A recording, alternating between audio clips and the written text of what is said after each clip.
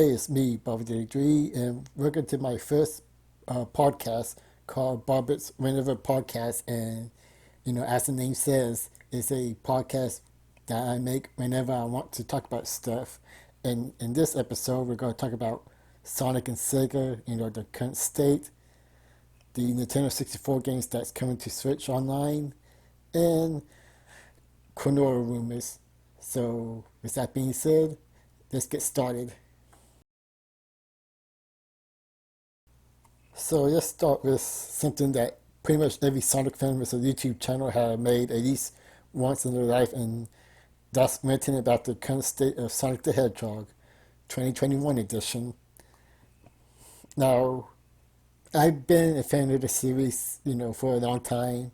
I played the Genesis games, didn't really get into it until I got a GameCube and played Sonic Adventure 2, Heroes, and there's some ups and downs to the series. Some that I enjoyed, and others I didn't.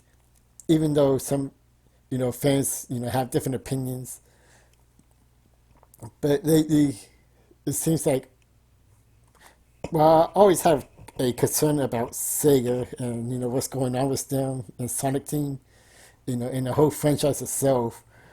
But now I really question, whether or not they can make a pretty good Sonic game. I mean, they have before, but well, I just try to figure out, what is the key problem here, and I got like three candidates on this little piece of paper on my notes. This is mostly unscripted, so I apologize if I repeat myself or pause. But of course, the first thing we have to point at is Sega themselves. Although Sega don't really make the Sonic games, maybe except for the Mario and Sonic at the Olympic Games. At least that's what they credited for. But they are still responsible to release every Sonic game they published them, and they chose to release a Sonic game at whatever state it is, finished or unfinished. And it's starting to get concerning when they release Sonic Forces and Sonic Colors Ultimate. Now, Sonic Forces, at least, I'm not sure if these are actual confirmation or just rumors on the internet, but with Sonic Forces, the time stone, that was in Sonic Mania was kind of forced into Forces so they can have some continuity there. So I think at least story wise, that was ruined Sonic Forces. Gameplay wise, that's a different story. And Sonic Colors Ultimate. Even though I defended the game a little bit in my Sonic Colors retrospective, which contained a little bit of Sonic Colors Ultimate, it was still a pretty embarrassing way to release a game. You know, all the glitches and technical problems people discovered. Uh, Granted, I still wouldn't consider it, as bad as Sonic 06 or Sonic Boom Master Lyric, or even Sonic Forces 2 to an extent. But it does seem like Sega likes to rush out the Sonic games mainly because, that's probably what the shareholders want. Compared to the other properties that Sega owns, even the Atlas games or Super Monkey Ball, that's actually theirs. Like even though people complain about Super Monkey Ball, I don't think they really have anything that's close to even Sonic Colors Ultimate. Mainly because those other Sonic franchise, are not really a high priority, at least to the shareholders, so they can take the time to release a game. Well, Sonic, especially on its anniversary, Sega, probably wants that game out as soon as possible. Even though they delayed Sonic Mania a few times, and that turned out pretty great. So there is benefit of delaying the game. But I also believe Sonic Forces was delayed quite a bit, and that one didn't really turn out pretty well. But Sega definitely you know have to share some of the blame. Corporate number two is Sonic Team themselves. They usually make the games with a few exceptions. Like Team Sonic Racing was done by Sumo Digital, and Sonic Colors Ultimate was made by Brian Score Games. I'm not sure how much involvement Sonic Team actually had, or at least Asuka. We get to him in a moment. But Sonic Team has been hit or miss. They made the Boost formula games, which people enjoyed when they put it on Sonic Unleashed. But it kind of went down here with Sonic Forces. Sonic Lost World was definitely an interesting change to the Sonic formula. I like the idea, but the execution didn't really work pretty well. And I'm I'm assuming they're making the next Sonic game that's coming out in 2022, what people call Sonic Rangers. But now I hear reports that they may not be part of that development. Correct me if I'm wrong there.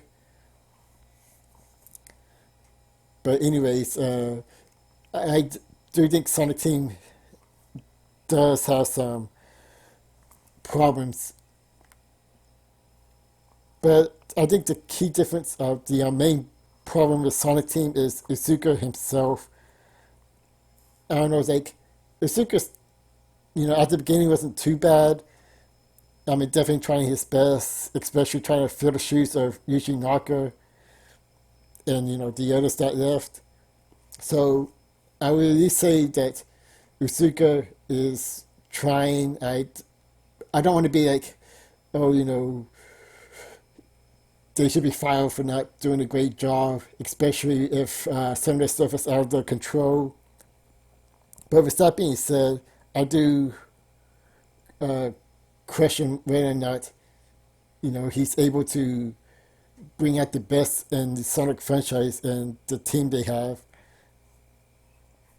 Like Sonic Forces, I feel like story in that game and Sonic Lost World can be a bit inconsistent. Now I'm not sure how much involvement Isuka have with the story, uh, mainly because back in the Genesis days, story wasn't a main priority, so they just focused on the gameplay and those who started from there, and when gaming became more advanced and storytelling became more important, some of them like Shigeru Miyamoto from the Mario series, struggle with story a bit. Sometimes even try to leave it out for the most part. And I think that's a similar thing with Usuka. Sonic Lost World, they have this interesting road to go to, which seems like brand new, at least for the character, but they don't really capitalize on it.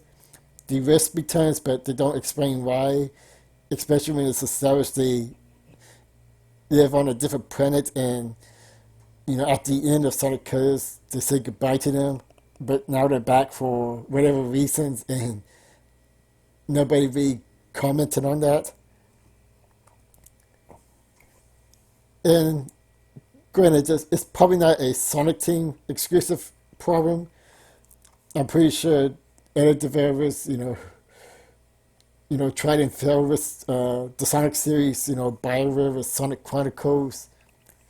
Sumo Digital did okay with Team Sonic Racing, but the story in Sonic Racing games was pretty boring and mediocre, especially if you compare it to the stories in the Sonic Rider series. Even Sonic Free Riders to a certain extent. That one might be debatable. So, but the point is that I think Sonic Team might need to try something new. Maybe put someone new in charge, or at the very least, I'm pretty sure they do split the Sonic team from two groups so they can make multiple projects. Maybe have somebody in charge of one team and Izuka at the other. I don't know. It's like I'm sorry if I'm not more prepared about this. Maybe it's something I might dig through deeper, but I just want to get this out there. And I guess the point I'm trying to make here is that I am really, really, really concerned about Sonic Rangers. I mean, if they struggle to make a port or remaster of Sonic Colors, then I don't really have any high hopes for them making a brand new game which possibly contain a brand new Sonic engine or gameplay. So here's hoping that Sega, Sonic Team, Izuka, whoever's all of them involved can get their act together and make Sonic great again. Next, let's talk about the Nintendo 64 games that's coming to Nintendo Switch Online. Now, for a single person, is $50 a year, while a family deal is like $75 a year, I believe. I mean, prices is probably going to be the biggest obstacle for most people, but I just want to talk about the games themselves. Now, the Nintendo 64 is pretty much my childhood here. I mean, although I did grow up with a regular Nintendo for a bit, and Super Nintendo definitely played a big part of my life. I don't know, like a lot of my favorite games, especially the one made by Rare themselves, you know, definitely left a bigger impact. I mean, when I began my retrospective series, I started with Rare themselves, and uh, most of those videos are Nintendo 60 games, Nintendo 64 games, and I love pretty much every single one of them. And seeing Banjo Kazooie as one of the games that's coming soon definitely got me excited. But getting a little bit ahead of myself. Let's talk about the games that are coming out that caught my interest. Of course, the Super Mario 64. If I knew if this game was coming out and the Nintendo 64 games are coming to Nintendo Online, maybe I should have not got the collections. I mean, it's not a bad deal. I'm definitely going to give Super Mario Sunshine a try, but Mario 64 is definitely one of my favorites, despite not aging too well. Let's see. Of course, there's Star Fox 64 and Sin and Punishment, uh, two shooting games. Uh, the first one, Star Fox 64, definitely a big part of my childhood. Love to play that game every time, from beginning to end, taking different pathways, using the different vehicles, even though the tank is like in a couple of levels and the submarine is just one. I still love that game. It's definitely got that on the Nintendo 3DS when it came out. And Sin and Punishment was definitely a game I was interested in. I bought that game on the Wii Virtual Console. And well, using the Wii's classic controller is definitely awkward playing those Nintendo 64 games because the control stick for the camera worked. Yeah, the control stick for the camera is C buttons, and it works well in Nintendo 64 games, but not with the dual analog stick. So I also got myself I pre-ordered the Nintendo 64 controllers, so I definitely can't wait to try that game out using a Nintendo 64 controller. And seeing these games gives me ideas for future versus videos. I mean, it's like I definitely want to try out Star Fox 64 versus Sin and Punishment. Uh, that seems like an interesting video on paper. Hopefully, that goes over pretty well. And then the other games that's coming soon already mentioned Banjo-Kazooie. I still got a Nintendo 64. Got that game. I got Real Replay, so I got an Xbox version, and you know what? Maybe in the future I play that version by myself. Just for the fun of it because I love that game so much. F-Zero X definitely, and Paper Mario of course. But what I'm really excited for is the potential opportunity for Nintendo 64 games, the lesser known games, to get a shine in the spotlight. Mischief Makers, I played a little bit. I'd like to see that game be, on that service. Graver, I heard that's kind of hit or miss. Definitely want to give that game a try. Tonic, uh, Tonic Trouble. This is people call it like beta version of Rayman. I mean, I can't really name a lot of innovative classics because most of my Nintendo 64 collections were either made by Nintendo or made by Rare. Like, not really a lot of third parties I can go to except for the professional wrestling games and the sports games, which I'd be surprised if any one of them will show up on the service. It'd be pretty cool to have Wayne Gretzky 3D hockey on that service, but I really, really doubt it. But anyways, that's pretty much all I want to say about the Nintendo 64 games on Nintendo Switch. Really looking forward to it and potential future videos of it. And finally, let's talk about Klonoa and the trademark that was talked about this year. Because hearing about Klonoa trademark, it feels like I've been hearing that like almost every year. There was one on September 11th, 2021, and again on September 17th, 2019. Both of these are from Nintendo Life, by the way. And usually they talk about, either a dead game coming out or for most of the time a remake of either the first game or the second game or a collection of games, a combination of those. And I really want to believe it. I really hope Klonoa will get another chance. But I don't know, I have my doubts about these because usually rumors about trademarks getting filed, most of the time they don't really come true or nothing really comes of it. I think a few times something did.